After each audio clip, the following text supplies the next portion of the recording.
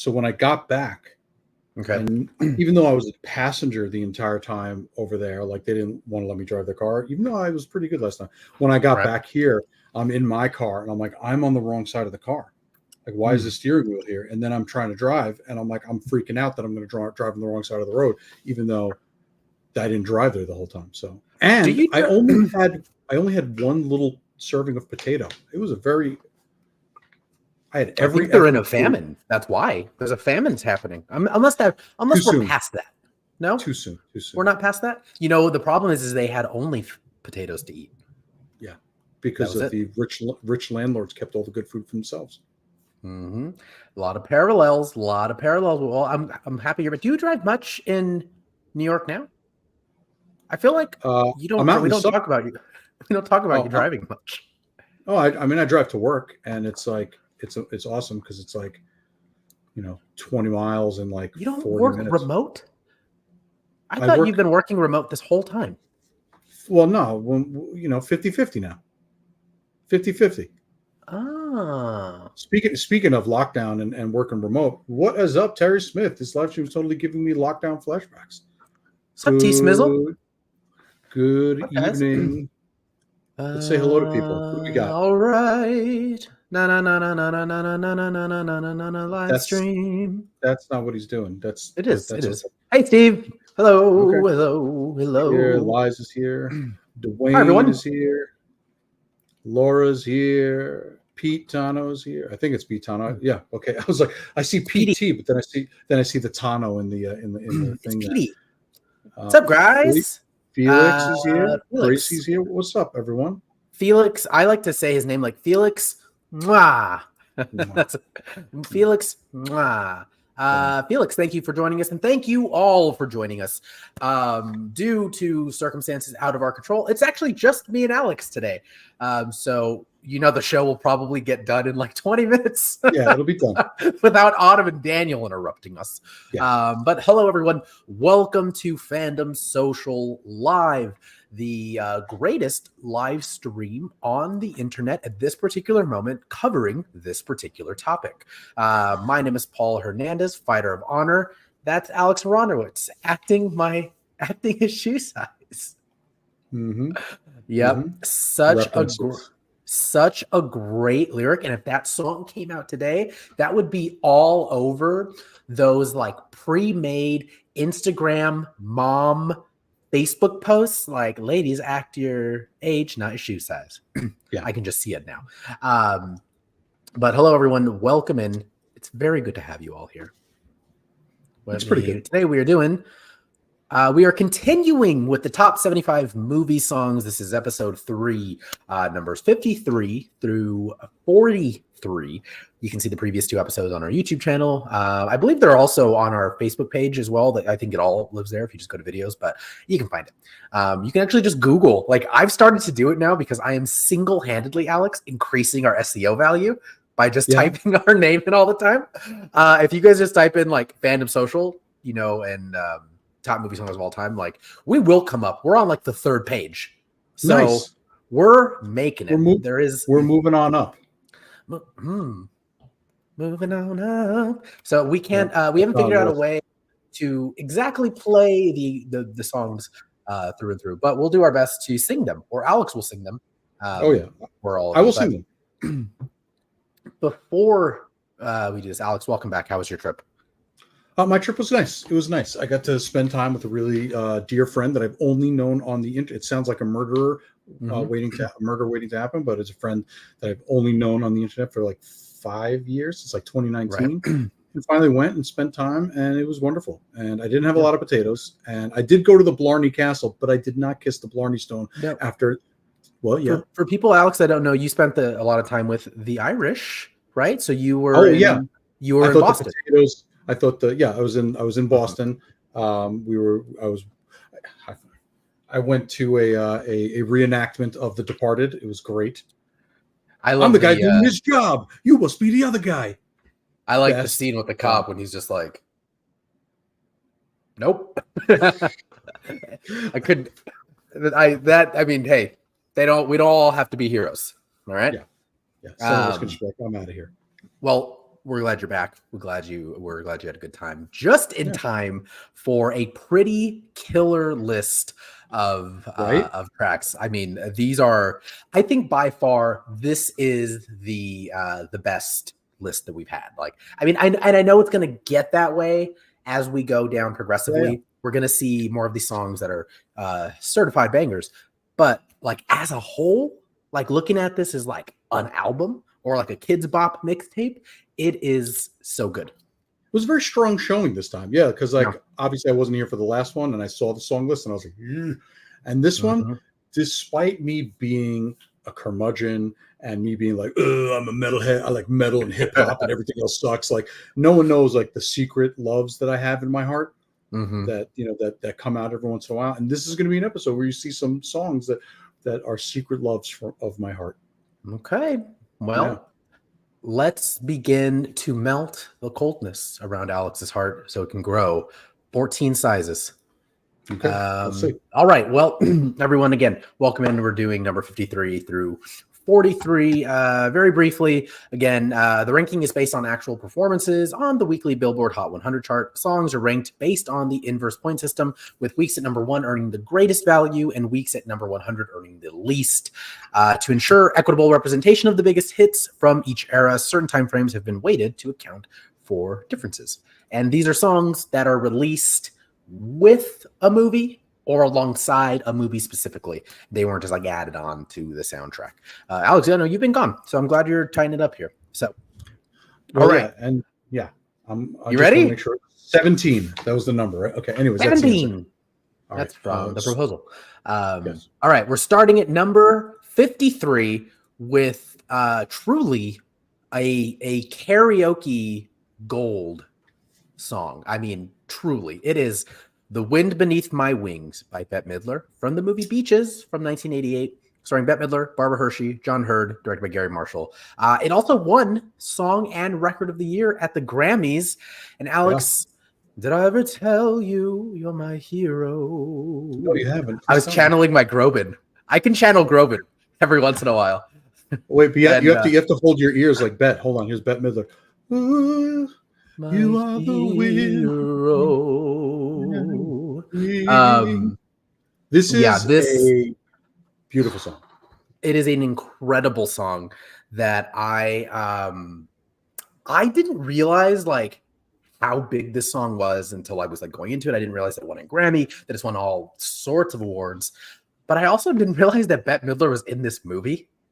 Oh yeah. I think I know she's like I know that she's an amazing actor and I know that she's an incredible musician, but like I never correlated her part in this movie. Have you seen this film? I have not seen this film, but let me tell you, okay, because I'm secretly a sappy person, right? And like I just saw the movie Babes, the one with Ilana Glazer and Michelle. Oh, right. Okay, yeah, that's something. Okay. I was not only cracking up laughing, I was so touched and emotional over it. And the description of this movie, they met on a beach 30 years ago. Once in a lifetime, you make a friendship that lasts forever. I want to watch this and cry. Yeah, that's us. Like Beaches also sounds like they're trying to say something else. Like, yo, Beaches. That's always together. What I thought it was. I was just like, how fun of them to do that. Also Beaches are getting together. Super cool that Mia Bollock's in it in this movie. She plays a young Bette Midler, I believe. Yeah. And I know this song it was released like multiple times by different people, but it was of course made famous by Bette Midler in this. Again, I've as I do with all of these songs, you know, I tend to deep dive and you know, lose myself a little. I'm looking at your notes. Yeah. So I found that there is a legitimate. The community is not the word, but it's a fandom. And we'd love to talk to you at Fandom Social. Hit us up at hello@fandomsocial.com for like karaoke. Like there's a karaoke world, and there are people who are celebrated, people who are frauds. And a lot of people in this karaoke world they don't like you to sing the song because it's almost like Singing My Way by Frank Sinatra, where it's a little too sacred. But this is like a huge karaoke song, and I didn't realize that. Oh yeah. Are you a karaoke person? I've done karaoke with friends. Like I've done it like before COVID, did it like maybe like every 3 months or something. We would meet up in the city. My friends would get wasted. I would be sober. Yeah. And I was surprisingly, I was really like the obnoxious karaoke guy who like we're in one of those private rooms and like I put on like Life is a Highway and I was like, this is so cheesy, right? This is so cheesy. So I'm singing it and I'm like, this is so cheesy. Everyone needs to experience. So I open our private door and I'm singing it out into the hallway. It was obnoxious. It was terrible. But and luckily you're great to them because they're all hammered. Yeah. They're all like, you're amazing. That's how that's what I'm going to say. I've done karaoke twice in my life. I remember half of one of the times because I was blackout drunk another time in Koreatown. Another time I was like, okay, I remember walking in and I remember singing Santeria by the band Sublime. Maybe some of you are familiar. And I remember singing that, and then I don't remember another thing. So can we all just give Alex some obnoxious jazz snaps for doing all that shit sober? Like, dude, karaoke is scary. Dwayne has never carried an okie. I'm telling you, Dwayne, it's fun, especially if you. Thank you, Gracie knows. If you like, if you A, like attention, and B, like making a fool of yourself, those are two things I love to do sober. So that's why I'm on this show. So you know what I mean? Like that would be the intro to our eventual Fandom Social #2 bestseller book. Yeah. We love attention and making a fool of ourselves. Come on over to Fandom Social. We've been doing it professionally for years. So, all right. So remember how we said we weren't going to get a Zach Brown band song. Okay. Remember I said without Autumn here, we wouldn't get off a topic. We already had a 10-minute tangent. So, in her honor. Steve said the first time I did karaoke was at work. I sang the Groban version of the Christmas song and won a lottery ticket for my performance. I feel like this is fascinating. Gracie says, I definitely don't like attention, but I used to go to karaoke 6 days a week. What are you doing? I don't like needles, so I go to the doctor and give blood every week. What are you doing? Maybe it's like immersion therapy. Maybe. Okay. Yeah. I like it. And then last comment before we move on, Laura Quiles says, a friend of mine runs a karaoke business from his house. What? In Brooklyn? It's awesome because you don't have to be in front of a bunch of strangers. But they don't know him. Yeah. Also, that's the most Brooklyn thing I've ever heard in my life. Yeah. It's the most modern Brooklyn thing I've ever heard in my life. The most Brooklyn thing I've ever heard in my life is someone walked up and said, "Hey, you want to sing karaoke?" and they punched me in the face.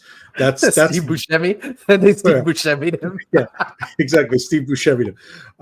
So that's the most Brooklyn thing I've ever heard of. Anyways, all right. That's that. Well, that is number 53. We are off to a strong start. Like this is I think there's only one skip in this entire. There's a couple for me. There's two. Okay. I found really only one, I guess maybe two, but Wind Beneath My Wings, definitely not a skip. It's great. Bette Midler, Beaches. All right, let's move on to number 52.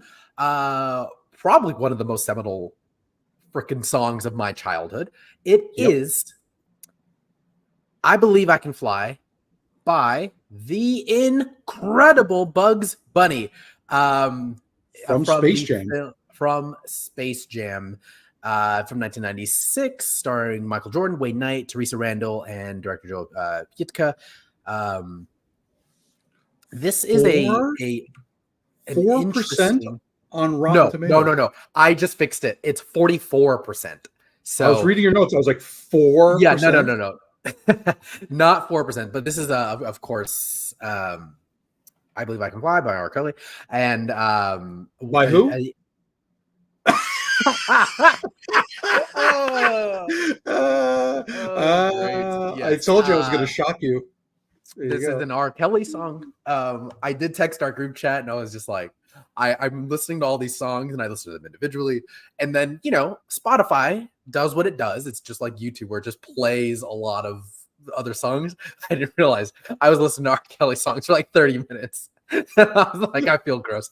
But yes, so an Let me make you incredible feel better. Hold song. on. Oh, good. Yeah. Block them up. An incredible song, obviously tarnished by what happened with R. Kelly. We're not going to talk on that. That'll be the last couple jokes, but we are going to talk about Space Jam and how important this song is. Do you remember where this was from, Alex? Like in the movie? It's been such a long time since I've seen this movie. So, I saw it once. It's at the end of the film when the Toon Ship drops him off and he's going to play baseball. And then Wayne Knight comes out and he says, "Ladies and gentlemen, Michael Jordan." And he comes out, he's like in his baseball uniform, and "I believe I can fly," like starts playing. Dude, I watched it again today. I got kind of teary-eyed because I'm like, man, that's like peak Michael Jordan. Yeah. Like, and when I mean peak Michael Jordan, obviously peak Michael Jordan is his basketball career, but like the height of his fame in 1996 when he's a freaking movie star, like incredible. They just threw him in that movie and they made a silly thing about it, and they made it really like approachable and benign for children, and families can go and parents can go with their kid. And so it was really like, it wasn't like this, like obviously this breakout, like Midsummer, like, dark, whatever, Patrick Ewing, by the way, was in The Exorcist 3 as the Angel of Death. He's the Angel of Death. Yeah.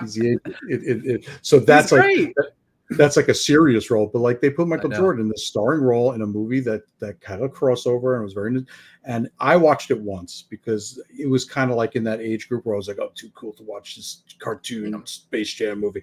But the song, even though it's not my style, but that's like to me, that's the end of what I call like the R&B that I like. That's like the end of good R&B for me. Like that style. Yeah. I listen to a lot of R&B. I could send you some R&B that I think you'd like. That is very similar to that. But yeah, there's a lot of mainstream R&B that has definitely changed. And let's just call it. I mean, we'll say this objectively. The song is one of those songs that showcases the incredible talent that R. Kelly had. And wasted, but had absolutely wasted, but like he's incredible. And there's like, if you're a musician, then you understand like some of the runs and the notes. Like he really did some of these things to showcase himself because he understood, and his agent understood that this was going to be everywhere. And so, I mean, it's a beautiful song. The choir that's in it is beautiful. The music video is super weird to me though. Like he's just like in a cornfield and singing, and then he's like fake orchestrating an orchestra. He's a weird person. He always has been. Dwayne has an interesting comment, by the way. Never watched Space Jam, love Looney Tunes, hate basketball. The funny thing is, Paul, you know this about me. I hate sports. I do not like sports. I don't care about sports. They make me angry sometimes. But for some reason, dude, I love sports movies because the movie is never just about the sports. It's about a struggle. It's about overcoming something. It's about camaraderie. It's about the thing. It's about whatever. And I love it. Like Unnecessary Roughness with Scott Bakula. I mean, it's a stupid. And what's her name? Kathy Ireland as the Kathy Ireland. Yep. Oh, but what a silly movie. I loved it when it came out. The program was dope. I've never seen the program. Oh, the program was awesome. No. And I love. What was it? Any Given Sunday. I loved Any Given Sunday. Great film. That speech at the end, iconic. Replacements. Thank you, Pete. I was 1 second away. The Keanu as a quarterback. Are you kidding me? I didn't see that movie, unfortunately. Yeah, that one's really good. Angels in the Outfield. Right. Challengers. You like tennis? Watch Challengers. Yeah, I didn't watch it yet, but I don't think it has anything to do with tennis from those trailers. I don't know. No, it does not. But yeah, so to Dwayne's point, like I hate sports, but I love sports-based movies for some reason. I don't know what. It's a disease. All right. Well, speaking of challengers, let's say bye to number 52. Let's move on to number 51, everyone. It is Two Hearts by Phil Collins. From the movie. From the film Buster, released in 1988, starring Phil Collins, Julie Walters, Larry Lamb, David Green. We actually talked about this film a little bit last week. It's not a very good film. I digged a little bit deeper into it. It still does not hold up. It's just not good. Just not good. But And this is definitely the never, better song. what is happening in this picture? This is some of the album art. It looks very like what's what's the name? Johnny Carson? yeah, Like that but like era of. but like, is he being Buddy Holly on the right, and like he's a drummer and he's the singer, and I don't know what's going on here. What is this have something to do with the movie, or does this have something to do with the music video? I have no idea. So it does. I watched the music video for this, and he's sort of like playing all of the instruments in some of them, and he's essentially being introduced to this audience as like, Buster, and it's their new hit track. This is the better track from the two. There was this one, and then we had, oh geez, what was the one last time? It was Groovy Kind of Love is the other song from this film. I did not like this song. Yeah, probably my first skip on it. Like, not a fan. I like Phil Collins. We were talking about this before. Like, that was back when you had to be like because he's not traditionally handsome for a pop star. Well, that was the 80s and 90s, man. That was the 80s and early 90s. You didn't have to be. The Beatles are not attractive men. But well, hold on. Yeah, no, you're right. Not one of them. Not one of them could get it, I think. I don't know. What do we think? What do you guys think? Are any of the Beatles are such like a clickbaity podcast host or question? All right, everyone. Chats, what do we think? Are the Beatles hot? Are the Beatles hot? Wait till we get to whatchamacallit? What is it? Joe Cocker again? Yeah. Oh my God, Joe Cocker. Oh my God, there's some terrible ones in here. Yeah, but anyways, back then Phil Collins is just truly talented. I'm like, damn, like some of these songs that he was just popular for, I think were just projected to where they were, or because of the fact that he was already a massive star at this point. Because like that movie didn't work, and Two Hearts, it's better than the other song from this, A Groovy Kind of Love, but still not his best work. What's funny is that like I almost brought up something from another movie, and I didn't want to bring it up because I don't know if it's on the list, so I don't want to bring it up. But Phil Collins has a couple of absolute masterpieces from absolute masterpieces that he's done for films. And I just need to know if this is on the list, because it better be, because if it's not, then I'm going to talk about it now and cry. Okay, beautiful. It's on the list. I will say this is the one song I was going to like, I am doing my best here to sing all of the songs. I don't remember how this song goes. Yeah. Like, I don't remember it at all. It's kind of a forgettable song. It's so skippable. Felix, you think it's a 10 out of 10? Listen to it. It is such a forgettable song. When you compare it to some of his other like greater works, some of which that are nominated on this list, did make it on this list later on, higher up, you're going to be like, oh, wow, that's a Phil Collins masterpiece. This is a real weak showing. So, and Tarzan was him too, which is a classic.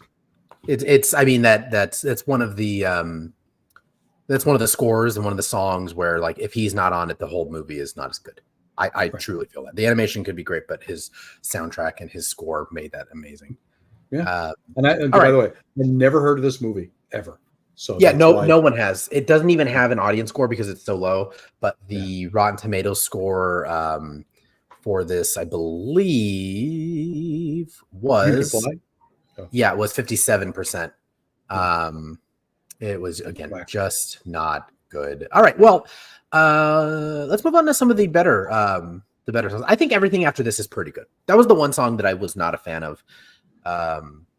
There's another coming up, but was this from him? I believe it was. Yeah, he was, because he starred in this film as well, so it's his own song. I know. And you know what's funny about this list? There's a bunch of these movies that it's the singer in a movie, and it's crazy, dude. That's been a pattern. The last few as well. Bette Midler, Phil Collins, not the next song, but not the next one. But yeah, we've got a few coming up. But let's move on. I have 4 assets for this movie, by the way, because I was so excited. All right, we're moving on to number 50, which is Cradle of Love by the incredible Billy Idol. From the film The Adventures of Ford Fairlane, released in 1990, starring Andrew Dice Clay, Lauren Holly, Wayne Newton, and director Rennie Harlan. It had a Rotten Tomatoes score of 25% from critics and 67% by audiences. I got to tell you, you ready? Go ahead, for this? Alex. Yeah, I've seen this once, actually. I loved this movie. This is one of these movies that is so stupid. It's just one of these movies that is just like, this is just a bunch of stoners got together like, yo, I know it's going to be a great movie. Literally that. It's literally what happened. Look at the title. Kojak, Columbo, Dirty Harry, Wimps. Can you do? Is he from? Where in New York is he from? He's from Brooklyn. But can you do an Andrew Dice Clay like reading the Kojak, Columbo, Dirty Harry, Wimps? He always does a thing. He does that all the time. He goes, oh, hey, Kojak, Columbo, Dirty Harry, Wimps, and it sucks because like normally Andrew Dice Clay's line would be, if he's trying to say that he is as good as someone, he would say, Dirty Harry, using a profanity word, had sexual intercourse with them. Like that's his usual. Hey, Dirty Harry, and then like that's usually his thing. That's what they wanted to say, but they couldn't. But can I just show you a couple of things, by the way? Do it. About them, because I love this movie. I've been dying not my whole life, but for a long time trying to find out who the artist is for this fantastic poster. Oh, yeah, this was an alternative poster. And it looks like something from Fallout. It looks like a propaganda poster. But do you want to know something even more? This is something that I know, and I have these in storage. Oh, shit. DC comic. Whoa. Before this movie is based on a DC Comics. This is a DCEU movie officially. This isn't promotional material. This is the source material. Yeah, this is material. Yeah. What? I think do you know who made this? I don't know. I have them. I bought them. I saw them in a comic store. Of course I can. So I didn't ever read them or look into it because I just bought them and I was like putting it away. I'll look at it later. This could have been where they wrote it and released it at the same time and like released it as comic as promotional material but I think this came out first. I don't know. Okay. June 1990. It's from 1990, so it had to have been around the same time. But yeah, comic book. Okay. So Ford Fairlane is an official entry into the DCEU. I'm saying it right now. That's gotta piss them off. Okay, if you guys are watching and you're still here with us, let us know. I'm curious what you guys thought of either if you've seen this movie or this song, but I'm also curious who did that comic because the art it reminds me of I'm gonna get my comic book card revoked. I can't think of the artist from Preacher right now, but Gary Frank? No, not Gary Frank. Someone will. When this catches up in 30 seconds, someone will yell at us. But Alex, what do you think of? If Tenchi's watching, he'll get it. If Tenchi's watching, he'll get it first in 30 seconds. Tenchi or Steve will get it in a second. Yeah. So, what did you think of this song, Alex? Where are you with Billy Idol? Because I'm like, again, another person way out of my demo, but I know like Rebel Yell, White Wedding. I know all the big ones. Where are you with Billy Idol? Because is he punk? Like he's technically punk, right? He was, he's more like post-punk, man. He was like when punk became very like he put on the look and he kept the look because he was like a little Steve Dillon. And then Steve's finding out who's on that comic for us. Thank you, Steve. So Billy Idol was kind of like around before punk, and then like he just took that punk and just kept it going. So he's not really punk. It's so weird. This is like a guilty pleasure song. Billy Idol, Rock the Cradle Love is a guilty pleasure song. And let me tell you, as a young man watching this music video when I was a kid, back in those days, music videos were like the closest thing to Skinamax. You know what I mean? No one was telling Billy Idol no at that point, right? For sure. Like they're just like he's like, I'm gonna do a song, put a hot girl on a bed, and she's like, doesn't she have a keyboard at some point? I think. No, but she's doing something with those pillows. I don't know, man. I was too young to watch it, but I loved it. Yeah, that one. It's that one was definitely like that one's on rotation for Andrew Tate. You can tell, and absolutely. But like, the songs kick ass. And I was watching a couple of videos of him performing this. Dude, have you seen? No one spoiled this for me because I haven't seen him in 3 years. But at least 4 to 5 years ago, Billy Idol looks awesome. Yeah. Dude, he's like ripped. He looks really good, and I'm like, he has aged so much differently than like his colleagues will say. Because he looks way better now than he did when he was at his prime, in his prime. You disagree with that? I disagree with that. His face is kind of skeletal. He's got that like Ozempic face going on right now. Oh, he does. Yeah. So, but yeah, I'm not trying to shame him, but I mean, like his body's still physically fit. He's got the Iggy Pop body. Iggy Pop. He does. He's a goblin, but he still has a ripped he's got like the hot Jack Skellington body. Yeah. But let me tell you, man, guilty pleasure song. I did enjoy it. It was played out, but like when I listened to it for this, I was like, nostalgia. And of course, this freaking movie. Tone Loc was in it. Tone Loc was in this, and he was also in Ace Ventura, hip hop artist from the 90s. So is freaking Ed O'Neill. Isn't Ed O'Neill in this? Okay, he does like the butt time, booty time. Oh, booty time. Booty time. You understand? Me and my friend, one of my best friends, Raphael, we constantly quoted this to each other. I call you an a-hole because that's what I think of you. Well, I call you an a-hole because that's what you are. Like, we say this to each other all the time. These stupid, you're fired, Julie. Oh, we used to say this all the time. We were ridiculous. I remember two things from that movie. I watched this movie when I was probably 11 or 12, and I should not have watched it. And then I went through some highlights literally today. I always love the interaction that he has on the stage where he's like, "Hey, Julie, smoothie me." And he throws a smoothie on her, and he's like, "You're fired." And he sets him on fire. I'm like, that whole interaction is incredible. It is absolutely absurd, and that's what I love about that movie. Hey, you're fired, Julie. He throws it at him when he lights him on fire. Ridiculous. Oh my god. Tenchi found us some information too. Tenchi and Steve. So the comic was Gerard Jones wrote it, and it was a prequel to the movie, so it was a tie-in. Okay. Yeah. And Jose Delbo and Russell Brown are the artists. Okay. We look it up. But again, I bought them, stuck them in a box, and they're in storage right now. But yeah, you got to pull them out. Alex, pull them out. Post in the group whenever you have a minute. Yeah.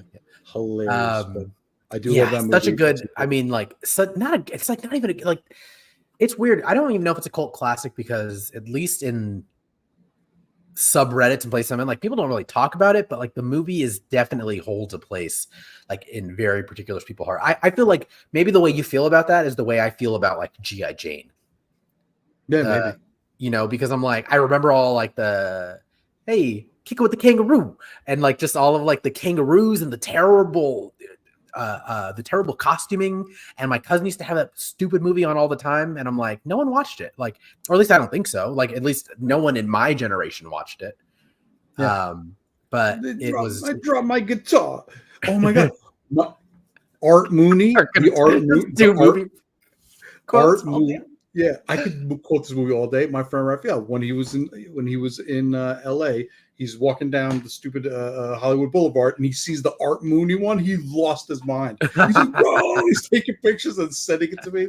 Art Mooney, you idiot. Anyway, sorry. All right, we got to get off this. We're gonna go. I could talk about this movie all day.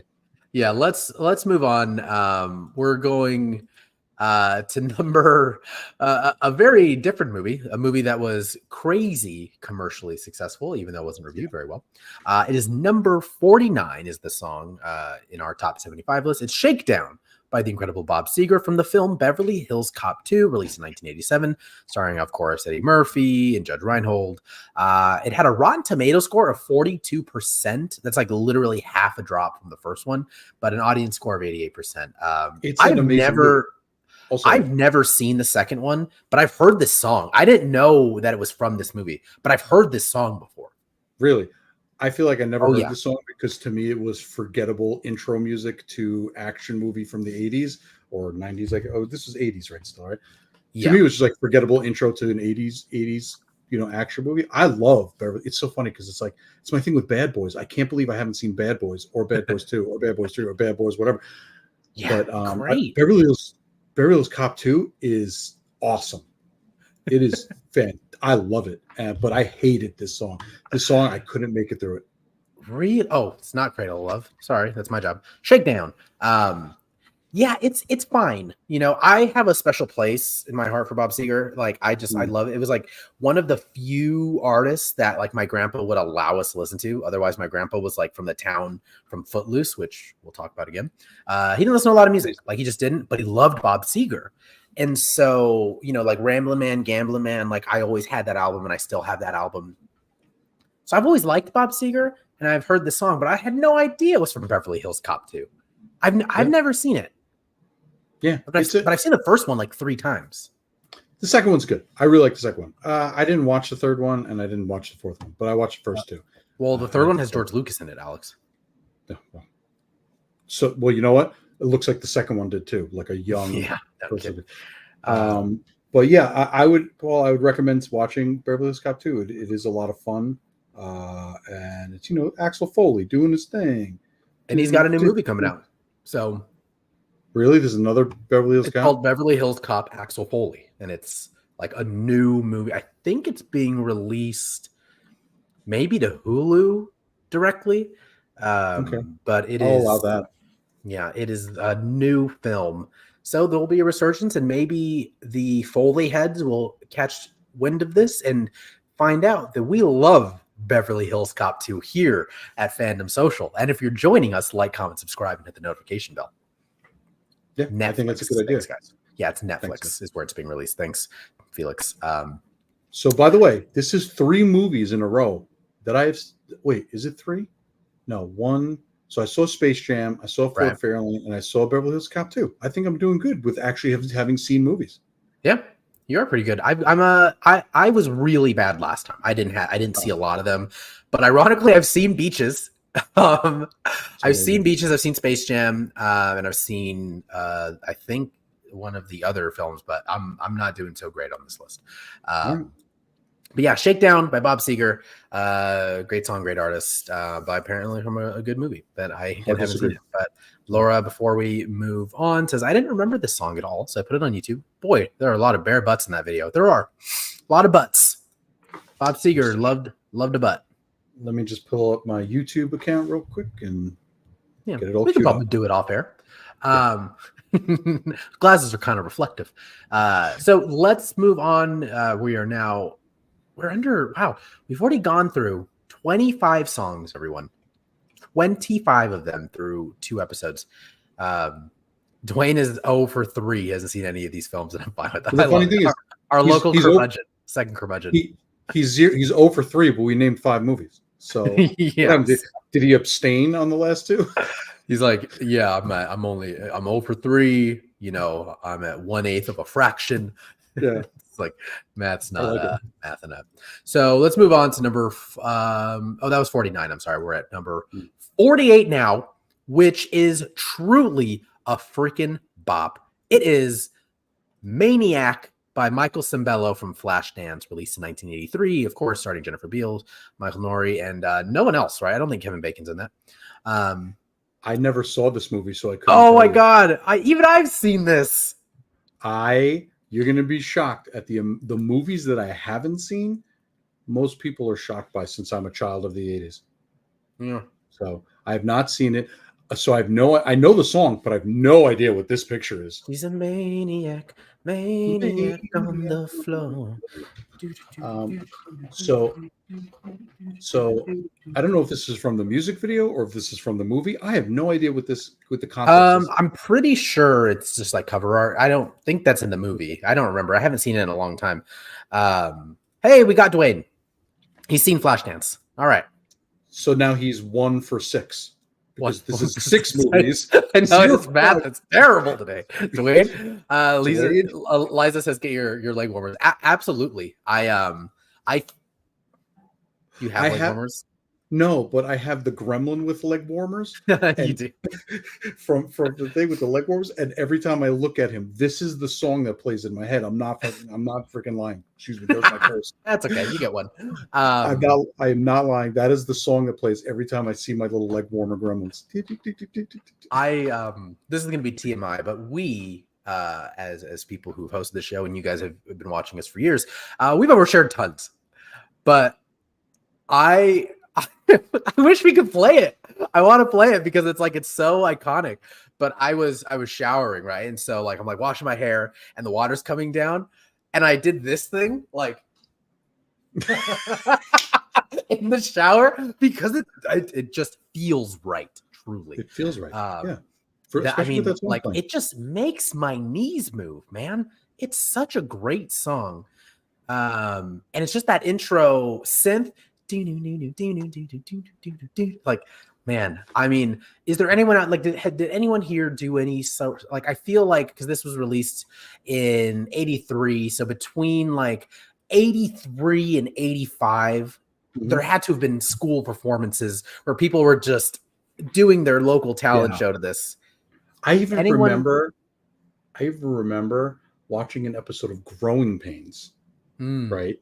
Growing Pains, where the family was watching old videos and Tracy Gold was dancing in one of the videos, and Kirk Cameron goes over to the piano and starts playing that song.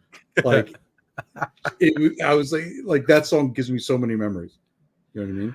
Oh my god. Laura. Okay, let's see. Let's get to. So Steve says leg warmers, wooden chair with water bucket hung above it. Absolutely. That's what I was channeling. Steve gets it. Dwayne says he's confused. We know, man. We can see the math. So the mental image. Yeah, I didn't mean to ruin it for you. Sorry to ruin the song, but yeah, it's just you kind of have to. Pete Tano says just a steel town girl on a Saturday night looking for the fight of her life. Absolutely. Mm-hmm. Oh, this takes place in Pittsburgh? Man, when things took place in real... I don't know. I don't remember. Again, I haven't seen this in a long time.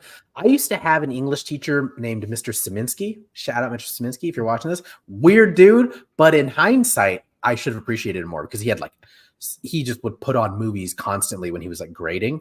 We were supposed to be doing homework and I would just watch movies. And this was one of the ones that he put on. And I just remember one of the girls getting up and dancing. And he's like, "Hey, why isn't everyone else dancing?" And he was a cool dude. And I definitely should have appreciated him. That's pretty sweet. More at the time. But, yeah, I just remember watching this movie in high school, and that was my experience with it. And then I watched all these music videos, and also I found this. It's called HD Film Tributes. It's a YouTube account where it's a music video that just summarizes the movie throughout the span of the song length. So, okay, that's cool. That's how I rewatched Beaches, and I'm like, this movie is a bummer. Oh, okay. Yeah. Going back to Beaches real quick, have you ever seen the movie In and Out with Kevin Kline? No. Oh my god. Okay. Please watch that movie. Well, you haven't seen Flashdance. So. Okay. Who cares about Flashdance? See In and Out. Go see In and Out, but there's a Beaches reference in it that made me cry. I'll be watching Inside Out too when it comes out. Thank you very much. Okay. Go see Inside Out? In and Out. Sorry. Anyways, who cares? Next, what's the next movie? Now I'm hungry. All right, let's move on to number 47. I feel like this is a song that truly upset you, Alex. I don't know why. I just feel like when I was listening to this, it is not a song you like, but I could be wrong. It is Can't Stop the Feeling by Justin Timberlake from the film Trolls, released in 2016, of course, starring Anna Kendrick, Justin Timberlake, and Zooey Deschanel. Look at this. It has a Rotten Tomato score of 76% and an audience score of 67%. and it is the second highest rated film on this particular list.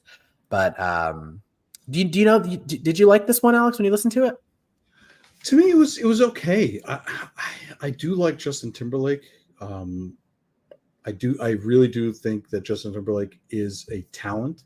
But this wasn't one of the songs that made me like, whoa, this wasn't like, oh man, what's that? One of the songs of his album that it's funny that I can't think of the name right now, but like that, like anytime it comes on, I'm like, yes, like Suit and Tie, maybe. No, but it wasn't that one. Oh, What Goes Around Comes Around. What Goes Around Comes Around. That like the 20-minute album version, that just keeps going. Is to me is like.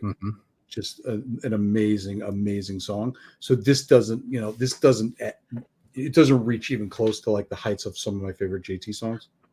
Yeah, I'm a huge Justin Timberlake fan, and I've listened to a lot of his music growing up. I'm so glad Daniel's not here, because me and Daniel have some so for those of you who don't know, me and Daniel are cousins, and we literally grew up next to each other, and sometimes even in the same house for years. We were big NSYNC fans, huge. And we knew choreography. We we dressed in jean jackets, and it was a whole thing. So once JT sort of separated, we migrated with him, and I've liked all of his music. I mean, like it's been great. This song is very good commercially, but it does feel like the most commercial thing he's ever done. Yeah. And so I think when you watch it, it's like. It's watching someone who what they can do put in this type, create this kind of song. You're like, what are you doing? But also, it's a kids movie. When you pull it back, and it's like, and then you watch the music video for it, and it's just him rocking raw white denim. So he's denim. Not dressed like this. He is not. No, he's not dressed like I was gonna say Greta Gerwig. I assume Greta Gerwig dresses. Yeah. But I enjoy it. It's very nice. It's way too long. My goodness, the song's like 5 minutes, and it's a long song for like a kids movie, which obviously they are catering to parents a little bit who because of this age group, they would have at that age they do like Justin Timberlake, and again, me as a reluctantly, out of the closet now Justin Timberlake fan.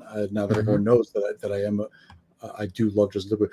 This was a letdown for me, so I guess maybe that's why I'm judging it a little harsher. It's not a bad song per se. It's just it doesn't live up to the potential. So that's it. Yeah, and Justin, I know you're watching this, and just do better on the next Trolls movie. Yeah, please, and please remove the restraining order. So Laura says, I want to see the little Daniel dancing to Justin Timberlake. We were dancing to all of them. We were dancing to all of NSYNC, but NSYNC released this like live album on video. So I remember my parents went and rented it from our local video store. And it was one of the first times I remember them leaving us alone. And we were like 9, maybe 10. And they just went to dinner. And we literally just put that thing in, played with toys, and just danced to it the whole time. It was great. Adorable. How adorable you are. Adorable. We were in sync. Okay. I'll give it to you, Dwayne. Yeah. Let him have it. We'll give it to you. But yeah, I mean, this movie Trolls, again, this is, if I remember correctly, Rotten Tomato score 76%, audience score of 67%. Weirdly, the only one that's inverse. The only one where the critic score is higher than the audience score, I think, that we've got here. Do you think they got review bombed by a bunch of angry Trolls fans? This is not the way Trolls are supposed to be. It's not the source. It's not the source material. Look at this woke PC nonsense. All these blue trolls. We know that trolls are pink. Yeah. Maybe. Yeah, I don't know. But it's a fine film. I remember watching it and being like, it's not for me, but I'm also, I mean, I don't know how old I was in 2016 anymore, but they're not on pencils at all. Yeah. Yeah, I know. What's this woke nonsense? They're not on pencils. I know. Big pencil coming after you. So it's not a movie I would have seen. No. If I wasn't taking a kid to it, and my nieces weren't interested, they were very young at the time, they wouldn't want it. So that's it. And I think now we're on like the 15th Troll movie, and there's a TV show, and since 2016, like I think there's been like 2 other Trolls movies, and there was like a Trolls. There's a new one that just came out, like a Trolls boy band one, and I think Tyler the Creator. All kinds of shit. You're talking to the wrong guy. Yeah, no kidding. Trolls movie franchise. There are 3 of them. There are 3 of them. I thought there was a new one. Trolls World Tour, Trolls Band Together just came out.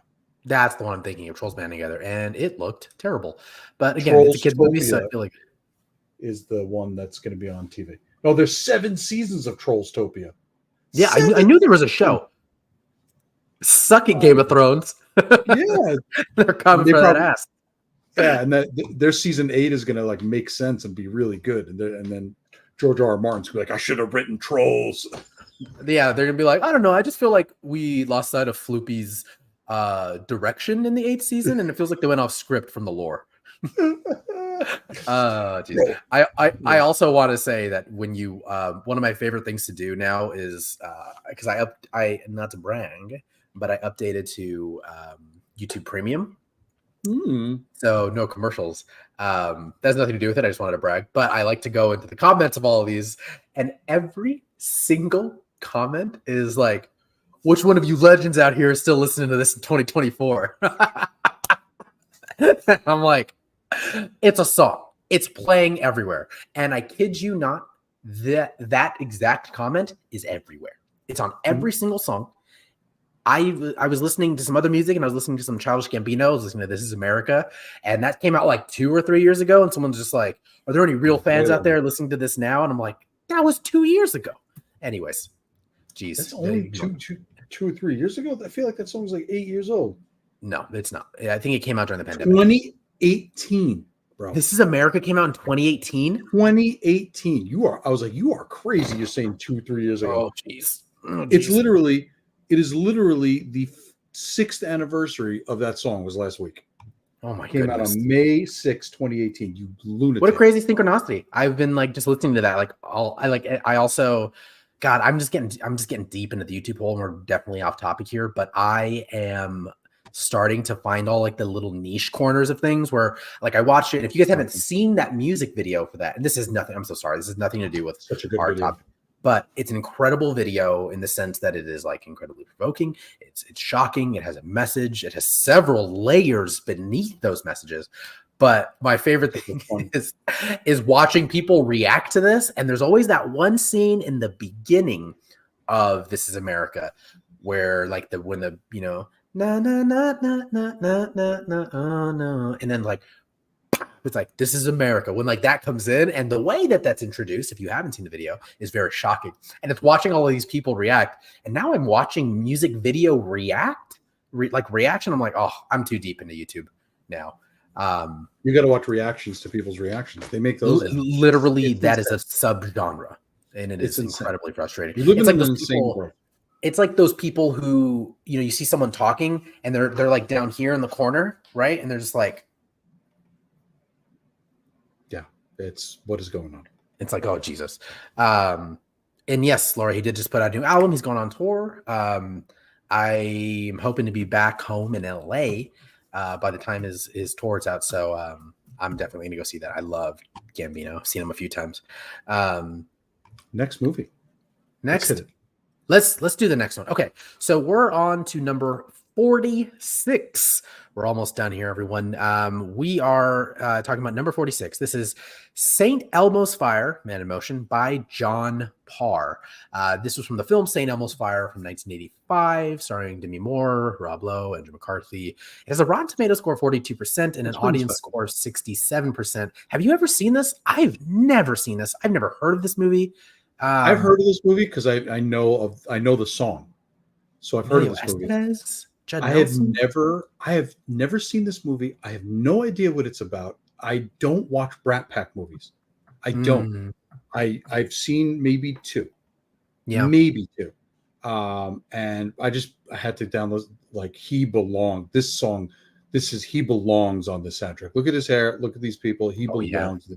Him and Rob Lowe look like they're in the same band together. What is Rob Lowe carrying? What is that in his arm? It's not a vase. A vase, perhaps. It looks like a glass bubbly vase. Like, what is in there? It looks like he's carrying a big piece of amber. Is amber the right word? Amber. Someone please tell us what he's carrying. Yeah, I have no idea. Passion burps deep. Yeah, like when you go to Taco Bell. Well, because the tagline is passion burns deep, but she read it quickly and thought it said passion burns. Yeah, so it does. When you have that Baja Blast, you're like. Laura says, "Oh, I loved that song back in the day. Saw the movie once, don't remember it." Steve says, "You miss nothing. Imagine Friends. If they're all unlikable and sleeping with each other.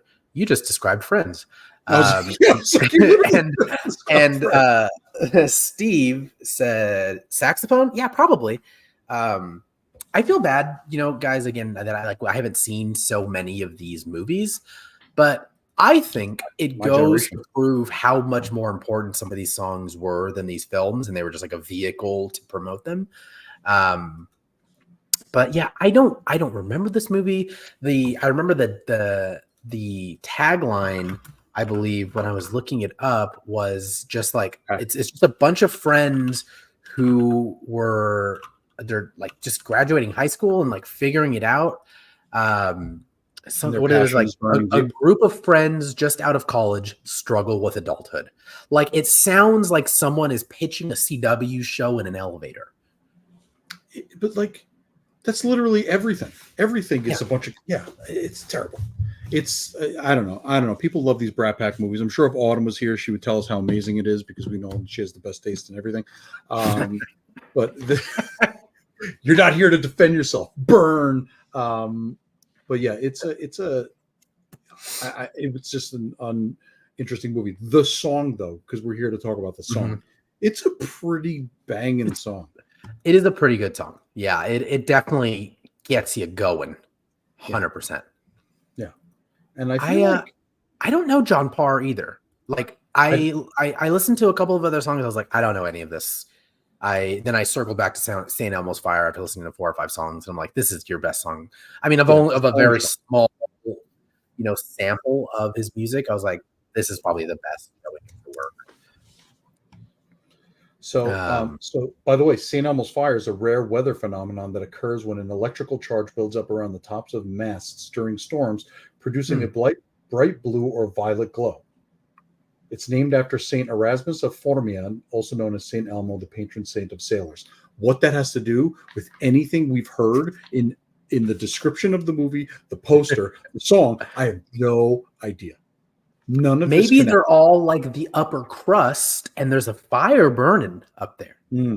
Yeah, maybe they had too much hairspray in their giant hairdos. Like, what is going on, Demi Moore? And that's Demi Moore in the middle, right? Yeah. It looks like there are a nest of eagles sleeping in there. And is McCarthy? Wait, that guy's Andrew McCarthy on the very end, right? Next to Harry, next to Ron Weasley.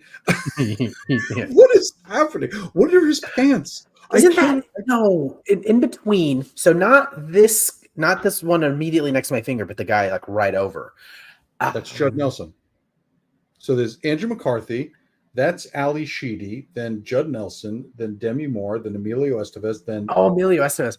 But he doesn't look like Emilio Estevez to me. I can't. Oh God, this is terrible content. I can't think of his name, but he reminds me of.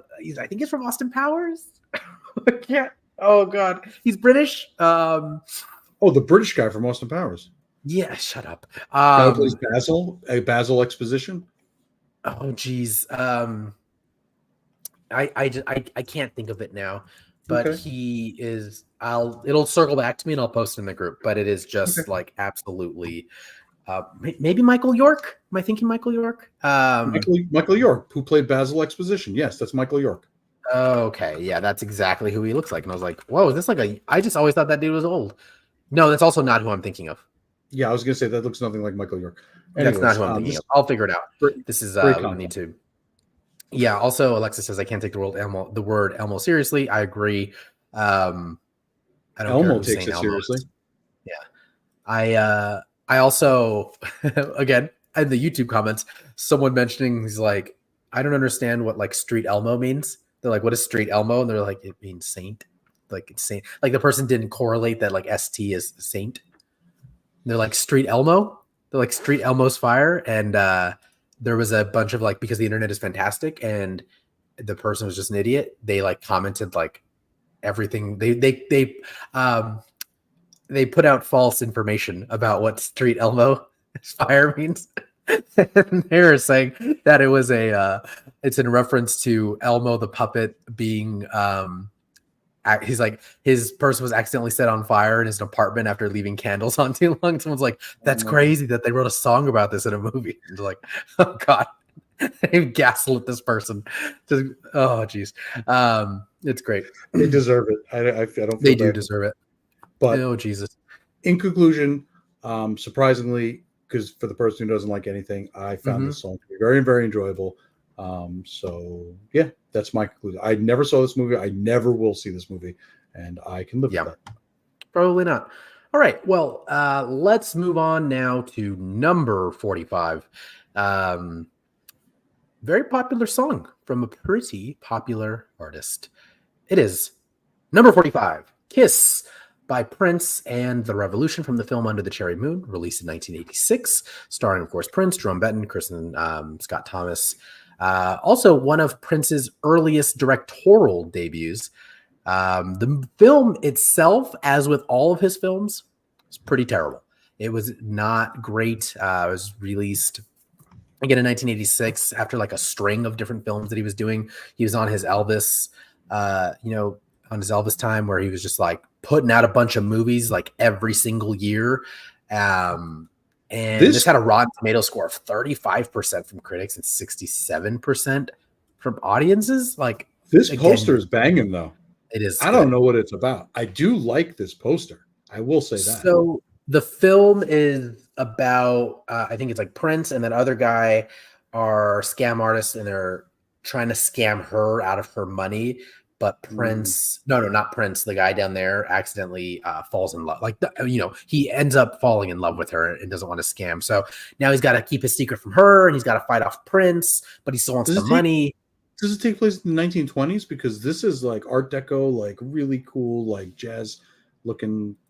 I think it was like the late 30s. I've never seen. I didn't see the film again, just like clips and stuff. But yeah, it did seem to not take place in like modern times for this film, which would have been the mid 80s. 20s France. And so I am going to disagree with Dwayne.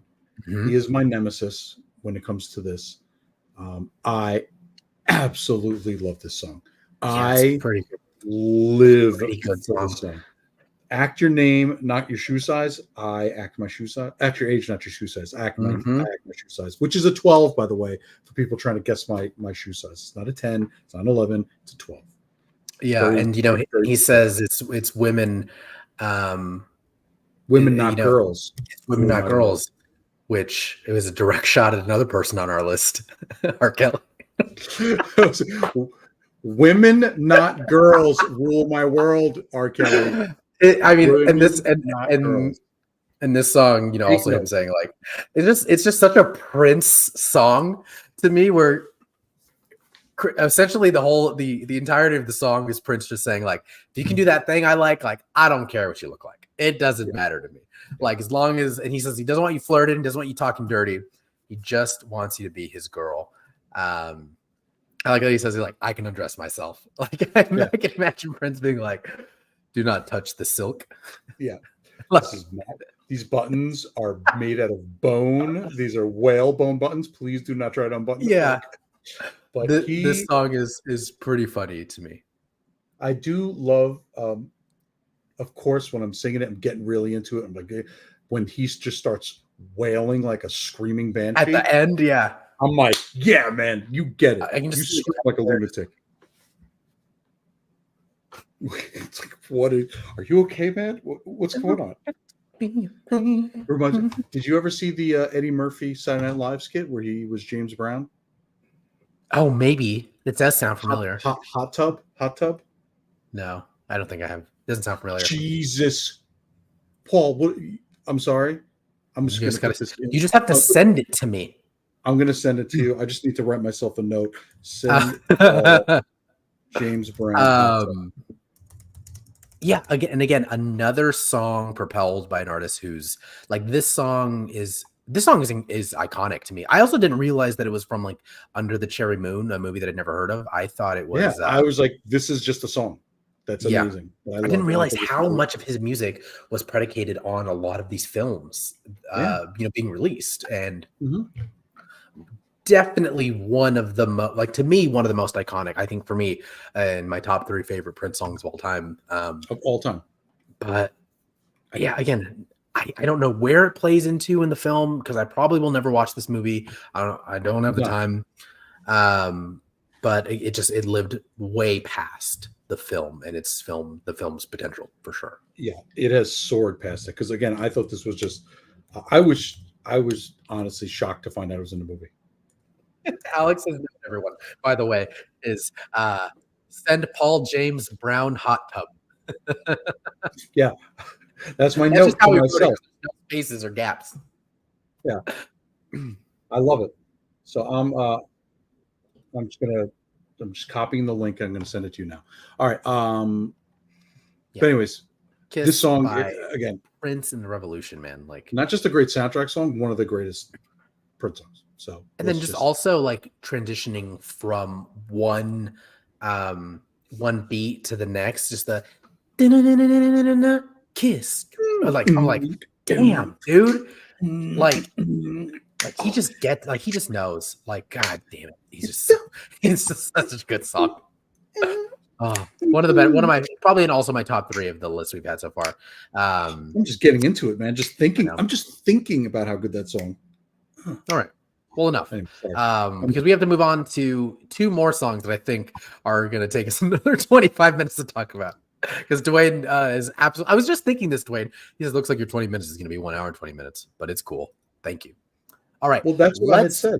Let's move on, Alex, to another song that I know you thoroughly enjoy. So I'll intro it because I know it's a song that actually does mean quite a bit to you, and you do really like this song. It is "Don't You Forget About Me" by Simple Minds from the film The Breakfast Club, released in 1985. Of course, starring Emilio Estevez, Judd Nelson, Molly Ringwald. This is hands down from not only on this week's list, but the entirety of the list, the highest rated film and song. So like it's got a critic score of 89%, so certified fresh, and an audience score of 92%. That's pretty insane. Alex, before we get into the song, because it's super important, let's touch on the movie really quick. Are you a fan of the film? Okay, so I have mixed feelings about the film. Like, this is one of the Brat Pack movies that I actually watched, and Dwayne likes it. That I actually watched. Yeah. I spoiler alert, but I am very frustrated because I do relate to the whole high school cliquey sort of separation of people, and you're all like put in boxes, and like the idea of like crossing over. But I was fine with this movie through most of the movie until Ali Sheedy's character had to change who she was completely in order to get Emilio Estevez's full attention. And that's her next to you there, right? Yeah, it's her next to me. She goes from goth artist, weirdo, to I'm going to wear pink with makeup and everything, and all of a sudden Emilio Estevez is like, oh my god, I'm in love with you. Oh, I'm sorry, are you Emilio Estevez, the football player who tortured a nerd to the point that he was like hospitalized? Oh, thank goodness I can dress up in pink to impress you. That made me lose my mind for the rest. That's it. Like, that point, I was like, F this movie. Did you have this? Did you see this like when it came out, or is this a thought that you had when you like watched it in retrospect? Well, no, I didn't watch this till I was in my teens, and as a person who grew up as a just to be that old man. Like when I was a kid, it wasn't cool to like Marvel. You couldn't say that you liked Marvel comics and you were like, oh, I'm a fan of Spider-Man. You get your ass kicked. So yeah, when I was young, I was, like, I'm like, oh, she's the weirdo. And like, she's got to conform to this whole person's idea of like what beauty and acceptability. Mm-hmm. And, the only person who was like, everyone was like, okay, we'll let you live, is the nerd guy in the middle. He's still just a nerd, and no one likes him. Judd Nelson gets the girl, and Molly Ringwald gets the guy. Ali Sheedy changes everything she is to get the guy, and nerd guy in the middle, he's just left behind. No one cares. Oh, you could still just die. Like, so when I'm a teenager watching this movie, I'm like, F this movie. But like for the most of the movie, I was enjoying it. But the song. Yeah, the song, and again, probably one of the most well-known songs, like from film, with one of the most iconic scenes. With the hand, that whole thing. Don't you forget about me. And the music. No. La la la la la la. Like, oh, dude. I think that's what Tenchi was doing when he came in. But yeah, I know what it was. It's like it just keeps hitting. It just keeps hitting. And I just got to say, the music video is always really weird because it's a bunch of weird looking dudes in a hoarder house. Like, what is going? Yeah, it's a trap den for sure. What is happening in here? I don't know what's going on. I'm watching the video and cracking up. And just so you know, I don't know if anyone else here is a fan of the show Psych, but in Psych the movie, they did like a tribute to this that I was trying to find screenshots of. They were high quality. Where's the picture of the full cast picture you just had up? Can you bring that up again? Am I not wrong? Okay. The girl next to you, what's her name? Ali Sheedy.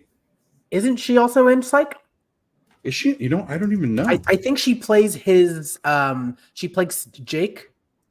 Oh my god! Oh yeah. He's his like nemesis, stalker. Yeah. She's a great in it. Yeah, that's why it's really fun. I was like, wait a minute, who? Oh yeah, Ali Sheedy. So in their movie, they did like a little tribute to this video and like dressed up and doing all the things, like, whatever. It was so weird. Yeah, she's the serial killer in it. Serial killer. That's what she is. Yeah. Yeah, she's great. She's incredible in that. I mean, again, one of the most parodied songs in a long time. Tenchi says telecom companies are parodying the scene in commercials right now. Of course they are.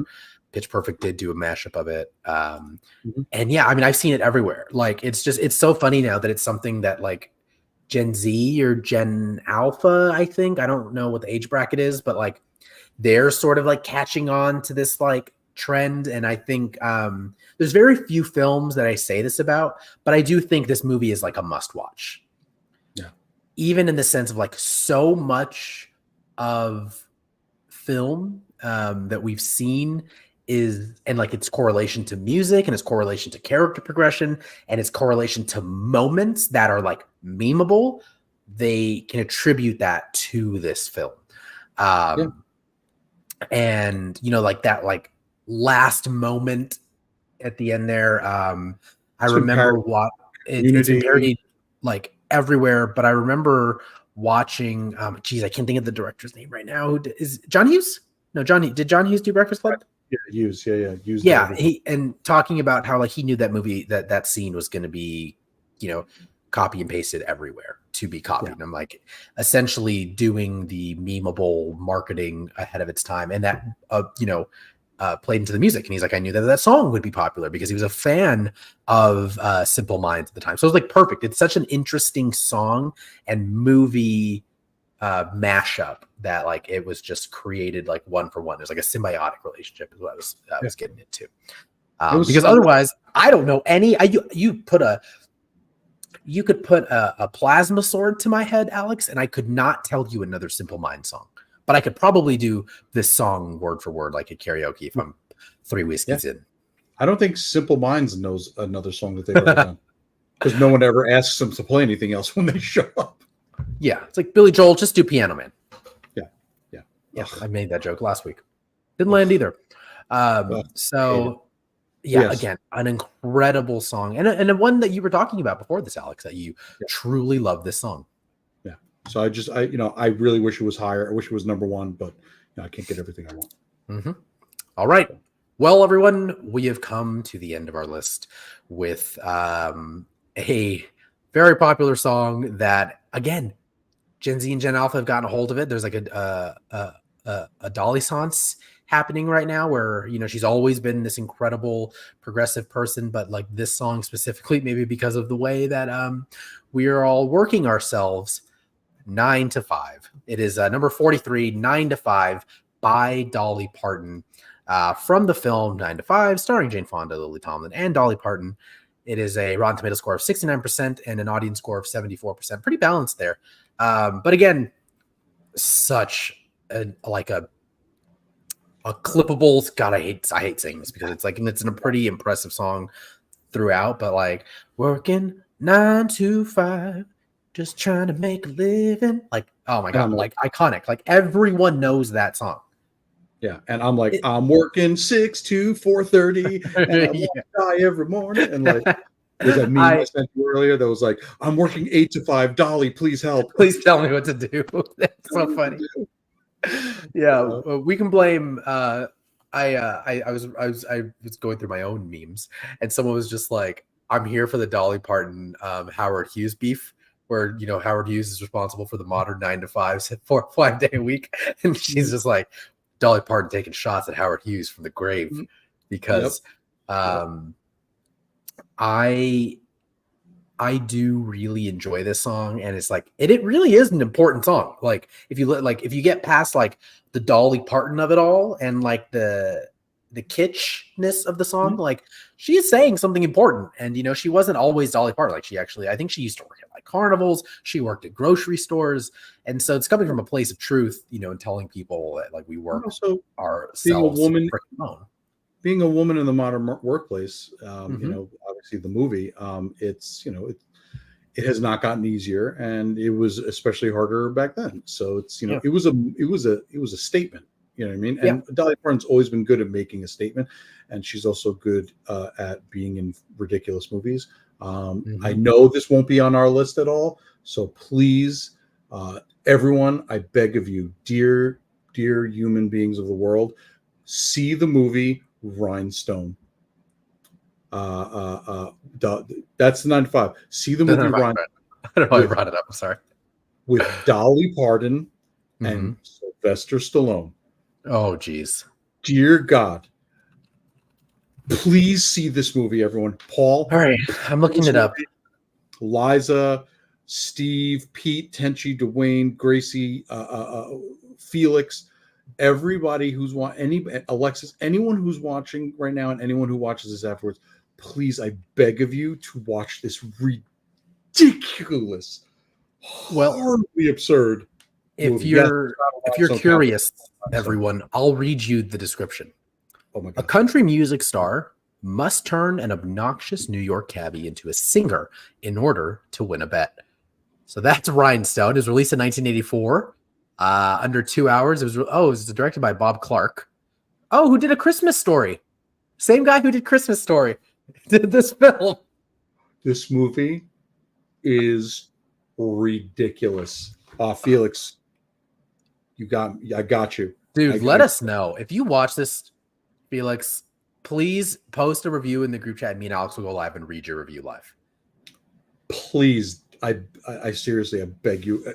As far as Dolly Parton vehicles go, it is absurd, and you will die laughing, and you may end up loving it. Like you may end up, and that's what happened to me. Someone was like, "Watch this movie. This is so stupid. It's Sylvester Stallone trying to sing like a cowboy," and it's full of one-liners, and it's terrible. Anyways, 9 to 5. Oh my God, yeah, I mean, Dolly Parton, whether again in Rhinestone or 9 to 5, has this ability, like, just has that star quality where you're like, it's Dolly Parton, the musician, or you're like, I'll watch Rhinestone because Dolly Parton's in it, and you're like, it must be like, it must be crazy. I love this album cover, like, truly, like, what is she all holding? She's holding a hoe. She's holding blueprints. She's painting. She's got a hose on. She's got work boots. She's got a looks like a handy lawnmower and a typewriter. So yeah, this is, I guess, when she 9 to did 5. Just trying when to make she a living. when she did when she wanted to put this out on a full album, she did 9 to 5 and Odd Jobs. So it's probably like B-sides and singles and everything. Oh, right.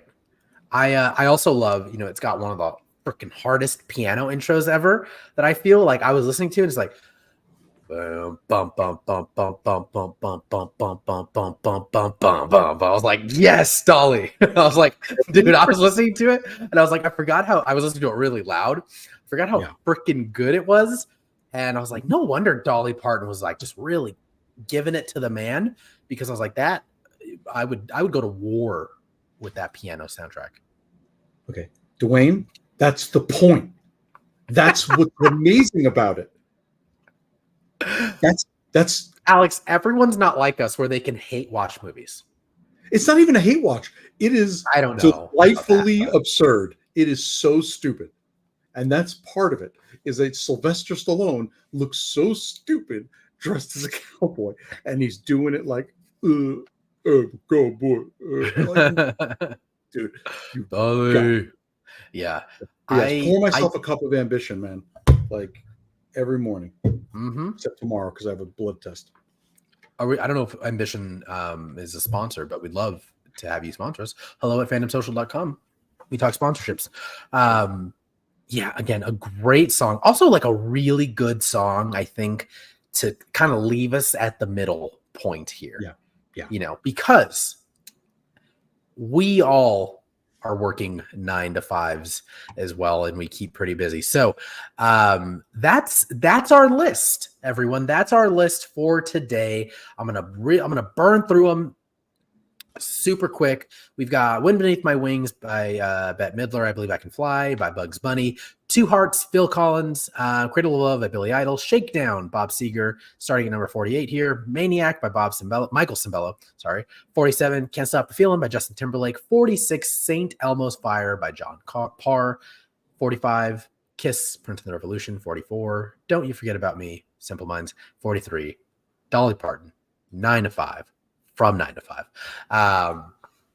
So we'll be back in a few weeks, everyone, with number 42 to 32. Did I get that wrong? Mm-hmm. Yeah, 42 to 32. We're all going to be a little bit busy doing different things. And so we'll be back with this list. We still have a show next week. We'll probably do like a pop culture news and headlines, just kind of catch up. There's a lot of stuff happening. And there's like one thing that I really, really want to talk about specifically with you, Alex. It has to do with a couple of media giants, basically creating cable again. And I am like dying to talk about it. And I think more information will come out by that point. So next week will be a pop culture news and headlines. We'll try to get as much of the gang back as we can. But when we do episode 4, again, which is number 42 through 32 on our top 75 movies, songs of all time, we should have the entirety of everyone back together. So, and also make sure you guys are in the Facebook group, the Fandom Socialites, because in there I posted a link to our soundtrack, our group soundtrack, so that we can add our own. So when all this is over, we're going to talk about some of our other favorite songs that did not make this list. And by the way, your songs may have been made the list. We may not have gotten to them yet, but just still add it anyways, so we can put it in there and rate it. Exactly. And judge you. Thank you. We were judging you. Yeah. And I know you guys, when we first started doing this, you guys all posted in Facebook. I think there was 20 or 30 different songs, between 20 and 30 added them. People. Alex added them. We'll get to all those again. That'll be after we get to the official list. We'll have like a bonus episode, maybe a little bit of a longer episode, and go through some of our own favorites, so that we know that you guys feel heard and feel seen. But yeah, Steve, bye 14. See you, dude. Steve says, I need to know your thoughts now that it's official. There's more Shogun. I have so many thoughts. Save it for next week.